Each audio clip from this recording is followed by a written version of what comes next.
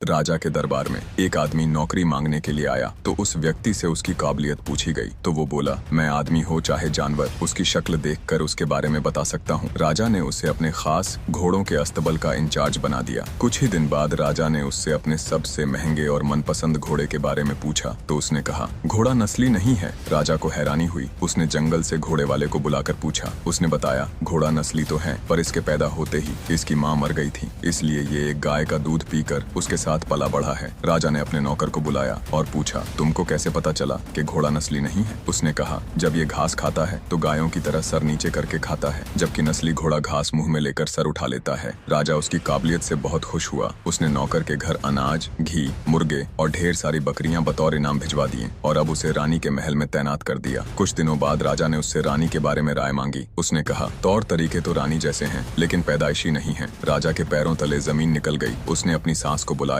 सास ने कहा, ये हकीकत है कि आपके पिताजी ने मेरे पति से हमारी बेटी की पैदाइश पर ही रिश्ता मांग लिया था, लेकिन हमारी बेटी 6 महीने में ही मर गई थी। लिहाजा हमने आपके रजवाड़े से करीबी रखने के लिए किसी और की बच्ची को अपनी बेटी बना लिया। राजा ने फिर अपने नौकर से पूछा, तुमको कैसे पता चला? उसने कहा, रानी साहिबा का नौकरों के साथ सुलूक गमवारों से भी बुरा है। एक खानदानी इंसान का दूसरों से व्यवहार करने का एक तरीका होता है जो रानी साहिबा में बिल्कुल नहीं है। राजा फिर उसकी पारखी नजरों से खुश हुआ और फिर से बहुत सारा अनाज, भेड़ बकरियां बतौर इनाम दी। साथ ही उसे अपने दरबार में तैनात कर लिया। कुछ वक्त गुजरा। राजा ने फिर नौकर को बुलाया और अपने बारे में पूछा। नौकर ने कहा, जान की सलामती हो तो कहूँ। राजा ने वादा किया तो उसने कहा, न तो आप राजा के बेटे हो और न ही आपका चलन राजाओं वाला है। राजा को बहुत गुस्सा आया मगर जान की सलामती का वचन दे चुका था। राजा सीधा अपनी माँ के महल पहुँचा। माँ ने कहा, ये सच है, तुम एक चरवाहे के बेटे हो, हमारी औलाद नहीं थी तो तुम्हें गोद लेकर हमने पाला। राजा ने नौकर को बुलाया और पूछा, बता भोई वाले तुझे कैसे पता चला? उसने कहा, जब राजा किसी को इनाम दिया करते हैं तो हीरे, मोती और जवाहरात की शक्ल में देते हैं, लेकिन आप भेड़, बकरियां, खाने पीने की चीजें दिया करते हैं। ये रवैया किसी राजा का नहीं, किसी चरवाहे के बेटे का ही हो सकता है। किसी इंसान के पास कितनी धन दौलत, सुख समृद्धि, रुतबा, बाहुबल हैं, ये सब बाहरी दिखावा है। इंसान की असलियत की पहचान उसके व्यवहार और उसकी नीयत से होती है। दोस्तों, कमेंट में जय श्री राम जरूर लिखें।